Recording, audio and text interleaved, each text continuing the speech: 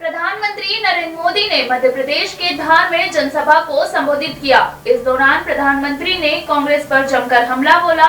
उन्होंने कहा कि बाबा साहेब अम्बेडकर का ही संविधान है कि जिसकी वजह से आप लोगों ने मुझ जैसे व्यक्ति को इस पद पर पहुंचाया, वरना इस देश में एक ही परिवार का राज चल रहा होता।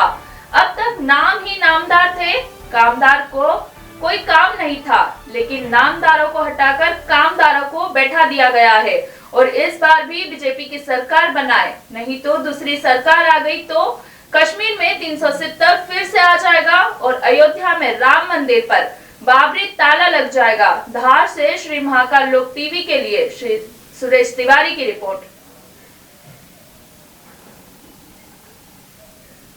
ये बाबा साहब का संविधान है जिसके कारण आप सब मुझे यहां तक पहुंचा पाए, नहीं तो आज भी एक ही परिवार का राज चल रहा होता।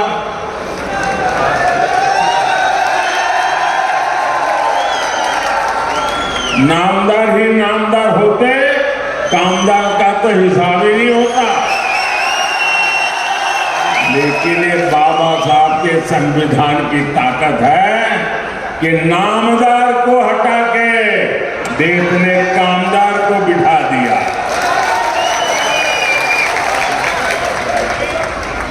और यही वजह है कि कांग्रेस बाबा साहब से नफरत करती है। बढ़ते अगली खबर की ओर। मेडिकल कॉलेज निर्माण के लिए जिला अस्पताल के शिफ्टिंग के लिए कलेक्टर नीरज कुमार ने जिला अस्पताल का निरीक्षण किया। इस दौरान कलेक्टर ने स्वास्थ्य सुविधाएं दुरुस्त रखने के लिए निर्देश दिए। दरअसल जिला अस्पताल और कैंसर यूनिट की जमीन पर पुराने निर्माण को तोड़कर मेडिकल कॉलेज का निर्माण प्रस्तावित थे। आचार संहिता हटने के बाद इसके टेंडर जारी किए जाएंगे। काम शुरू करने के पहले जिला अस्पताल के ओपीडी, कैंसर यूनिट और वार्ड को चरक भवन और माधवनगर हॉस्पिटल में शिफ्ट किया जाएगा। इसकी तैयारी को देखने के लिए कलेक्टर नीरज कुमार सिंह ने जिला चिकित्सालय और चरक भवन का निरीक्षण किया।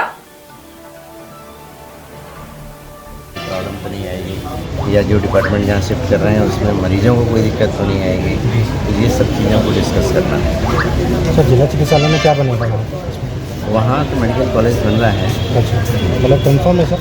हाँ कंफर्म, सैंक्शन हो गए, सैंक्शन हो गए, तो बन रहा है वहाँ। कब से शुरू हुआ सर ये काम? नहीं, अभी तो हमारे को जो मार्गदर्शन मिले हैं कि ये है कि आप शिफ्टिंग की तैयारी करो, क्योंकि शिफ्टिंग एकदम तो हो नहीं सकती है। भाई वहाँ से जैसे मान लीजिए हम इमरजेंसी शिफ्ट करते हैं तो हमारे को इमरजेंसी की पूरी यहाँ तैयारी करनी पड़ेगी, जो अभी हमने बताया कि हम यहाँ इमरजेंसी शिफ्ट करना चाहते हैं ग्राउंड फ्लोर पर उस साइड में, क्योंकि वहाँ से सीधे आएगा और पेशेंट दिखा के सीधे निकल सकता है। तो अब इसका पूरा एस्टिमेट बना के प्रस्तुत करेंगे कलेक्टर साहब को, जो हमारे इंजीनियर हैं NHM के जो हमारा मेंटेनेंस देखते हैं उनको देंगे कि ये हमारे को करना है और जल्दी से जल्दी करके दें।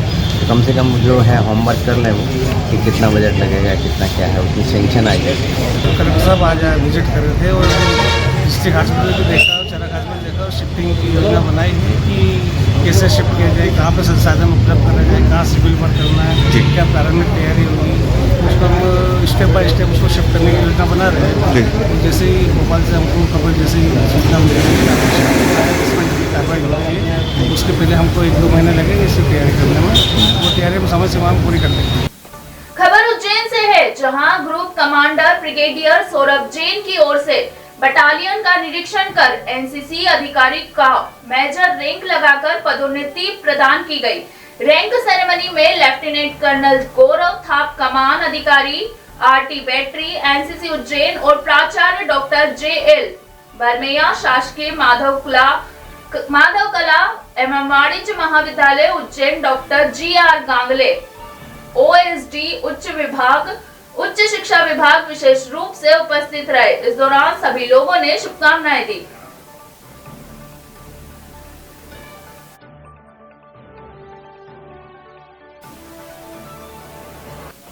बढ़ते अगली खबर की ओर। उज्जैन के मंगलनाथ रोड स्थित आशाराम बापू के आश्रम पर श्री योग वेदांत समिति के अनुयायियों ने पंचकोशी यात्रा पर निकले श्रद्धालुओं को भोजन और शरबत का वितरण किया।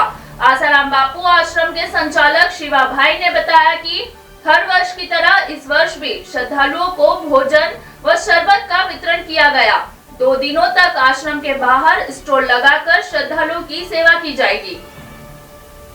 ये उज्जैन में जो 5 दिन से कोसी यात्रा है, इसी के निमित्त आज श्री योगदान सेवा आश्रम और श्री योगदान उज्जैन, संत श्री आसाराम जी आश्रम उज्जैन, ये सारे सब सेवादारी साधा है और यहाँ पंचकोसी यात्राओं की सेवा कर रहे हैं। ये पलाश का शरबत है जो गर्मी से राहत देता है। इसकी प्रकृति ठंडी होती है और ये कई प्रकार के पित्त संबंधी रोगों में भी है और कई सालों से सेवा चल रही है।